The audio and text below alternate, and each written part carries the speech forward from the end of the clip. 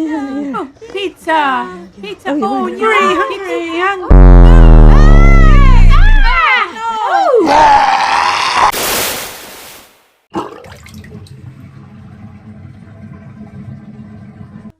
It's obvious that those little creatures did not read the ingredient list on the back of the pizza. Otherwise, they would have seen it contained way too much salt. Also contained preservatives that are very harmful, chemical dyes that are not good for you at all, not good for a child's behavior, and harmful fats that are very dangerous for people with heart disease. Preserved meats are not good for you either. Yikes, they're coming at us from all sides. This is something I didn't know.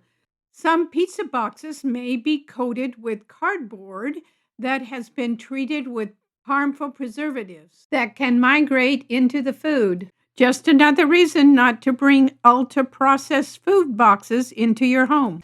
All the harmful ingredients that I've listed may not show immediate results, but over time they add up. And that's why America has more chronic diseases than any other developed country.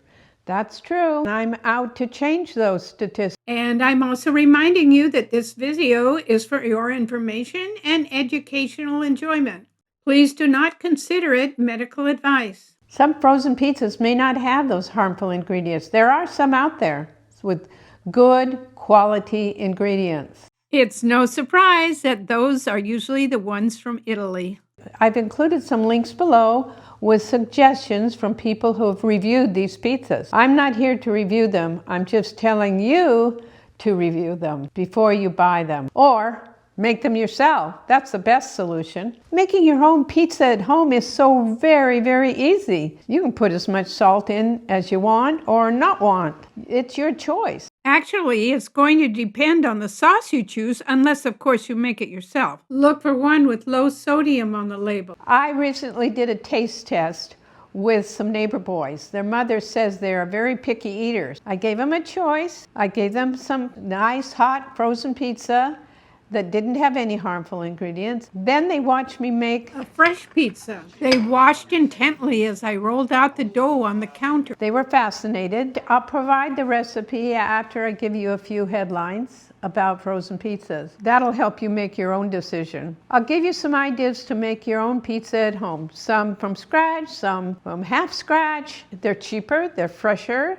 and they're better for you. So what did the boys pick as their favorite pizza? I can tell you I was a little bit alarmed of what the answer might be. I'll let you know when the pizza comes out of the oven later on in the video. Look down the aisle of frozen pizzas in the supermarket. It's a minefield of good, bad, disgusting, or just plain blah that you might be planning to take home to your family. Read the ingredients. That's all I ask. Get in the habit of taking the time to read the ingredients on the back. I remember I was in the supermarket recently and I was leaning over my cart, studying the ingredients on the back of a bottle. The little boy said, "What's wrong with that lady? Is she sick?" I got a kick out of that. The boy was so concerned. But you should be concerned about what you're feeding your family. So here's a list of ultra-processed ingredients you should look for. This list will help you make a decision on whether you should put it back on the shelf. Here's the list that I'm going to give you. A frozen pizza should not include excessive salt, preservatives of any kind. It's frozen. Enough gets destroyed in the freezing process without adding preservatives, chemical dyes, unhealthy fats. It should only be olive oil or avocado oil.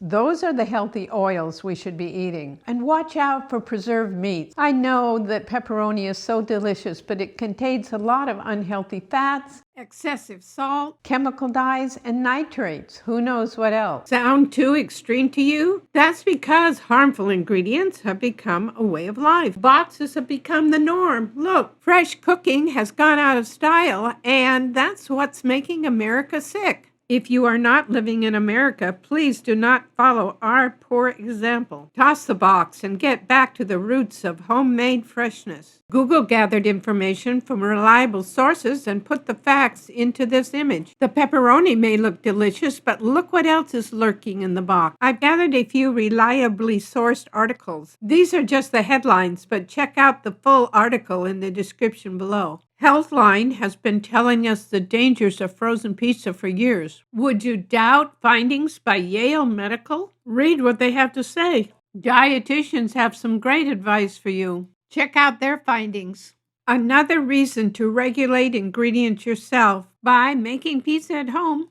These ideas in this video are not 100% homemade, but at least it's taking us in the right direction. For this video, I'll be discussing mostly ideas for a thin crust. So all about the crust. Homemade dough is the best. It's very, very easy to make, but I'm not going to start with that for this video.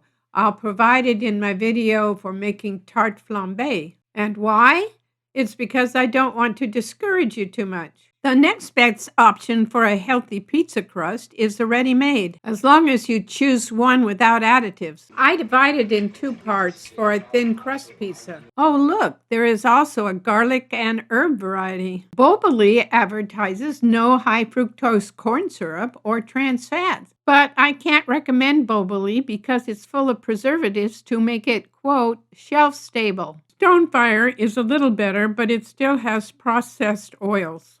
Shop around for products that do not have harmful additives. These are frozen little multi-grain breads from Trader Joe's. You can assemble these very quickly with a little sauce, artichoke hearts, mushrooms, and some cheese on top. You can even use pasta sauce or enchilada sauce. It's up to you. Just choose the ingredients wisely. When I started my plans to make pizza for the neighbor boys, I already had my homemade dough in the freezer, but I needed sauce. These two options were at grocery outlet. Yo Mama's brand has 50 milligrams of salt and olive oil. Let's see. The store brand has 250 milligrams of salt and seed oil, no olive oil. Which one do you think I chose?